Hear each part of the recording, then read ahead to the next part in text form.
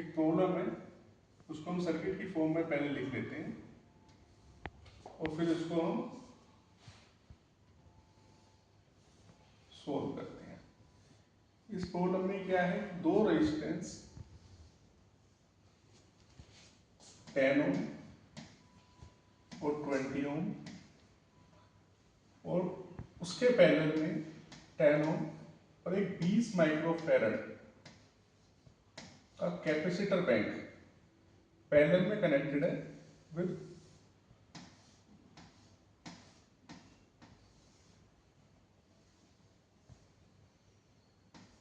Positive या negative 60 volt की battery के साथ। ठीक है, सवाल है। अब इस सवाल को हमें सोल्व करना है, तो सोल्व करने के लिए सबसे पहले हमें क्या निकालना है, इसमें करंट। हमें रेजिस्टेंस दिया हुआ है, लोड दिया हुआ है, वोल्टेज दिया हुआ है, तो इस सर्किट के अंदर कितना करंट जा रहा है वो हमें फाइंड आउट करना है।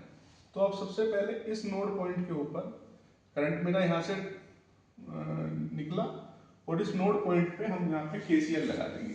केसीएल का मतलब क्या है, किरचॉफ करंट लॉ, यानी current incoming current equals to हमारी outgoing current, I equals to I1 plus के I2। तो मेरी दो करंट निकलेंगी ये ब्रांच में, I1 यहाँ चली जाएगी, I2 भी यहाँ चली जाएगी। बट मेरा जो दूसरा सर्किट है I2, जिसमें मैं करंट मान लो कि I2 ड्रॉ होगी, उसमें मेरे 10 ओम और 20 माइक्रोफैरड के दो लोड सीरीज में कनेक्टेड है। तो 10 ओम इज द रेजिस्टेंस यानी R, इसको कंसीडर कर सकते हैं, और 20 माइक्रोफैरड यानी कैपेसिटेंस C। तो फिजिक्स के अंदर क्या है, कोई भी दो एक तरह की यूनिट्स आपस में सम हो सकती हैं, या डिलीट हो सकती हैं, डिवाइड हो सकती हैं, या मल्टीप्लाई हो सकती हैं, डिफरेंट यूनिट्स नहीं हो सकती। तो सबसे पहले हमें इसको C को XC में कन्वर्ट करना पड़ेगा, यानी कि कैपेसिटिव रिएक्टेंस, कैपेसिटिव रिएक्टेंस के अंदर कैपेसिटिव रिएक्टेंस क्या होता है, XC equals to 1 upon omega C। Omega की वैल्यू होती है 2 पाई f, तो 1 अपॉन 2 पाई f C। अब क्योंकि ये हमारा सर्किट डीसी है, तो इसमें f की वैल्यू होगी 0। इन डीसी सर्किट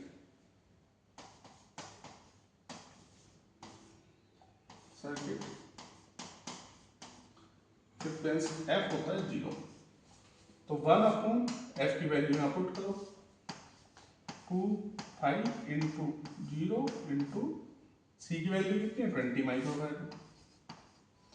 तो मेरा 1 अपॉन क्या हो जाएगा, 0 से मल्टीप्लाई होगा 0, तो XC की वैल्यू कितनी होगी मेरी, इनफाइनाइट।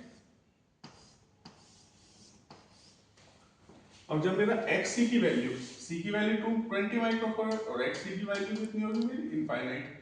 तो इनफाइनाइट पे होने पे ये क्या होगा, ये मेरा as a open circuit treat करेगा, एज ओपन सर्किट मेरा ये ट्रीट करेगा। तो जब ओपन सर्किट ट्रीट करेगा तो ये वाला ब्रांच मेरी खत्म हो गई, तो सर्किट मेरा कहां से ड्रॉ होगा, केवल दो रेजिस्टेंस ये मेरे ऐसे विद करंट के साथ, मेरे यहाँ वोल्टेज के साथ, बैटरी के साथ यहाँ मेरे कनेक्ट रह जाएंगे। इसमें एक का रेजिस्टेंस है 10 ओम, दूसरे का रेजिस्टेंस है 20 ओम। तो करंट मेरा केवल इस ब्रांच को फीड करेगा। तो अब दो रेजिस्टेंस अगर हमारे सीरीज में हो तो उसकी वैल्यू क्या होती है, R इक्वल्स टू, इसको हम R1 मान लेते हैं, R1 इक्वल टू 10 ओम और R2 इक्वल टू 20 ओम। तो R1 प्लस R2, R1 की वैल्यू क्या है 10 ओम, R2 की कितनी है 20, तो इक्विवेलेंट रेजिस्टेंस जो हमारा आया ये निकल के वो कितना आ गया 30 ओम, एक वैल्यू निकल के आ गई। अब I इक्वल्स टू हमारा क्या होता है, जो I है, I इक्वल्स टू होता है ओम्स लॉ के अकॉर्डिंग V अपॉन R। तो V इक्वल टू क्या हमारा 60, R क्या है हमारा 30, तो I इक्वल टू कितना हमारा आ गया 2 एम्पियर। ये हमारा सॉल्यूशन। तो इस सर्किट में हमारा 2 एम्पियर करंट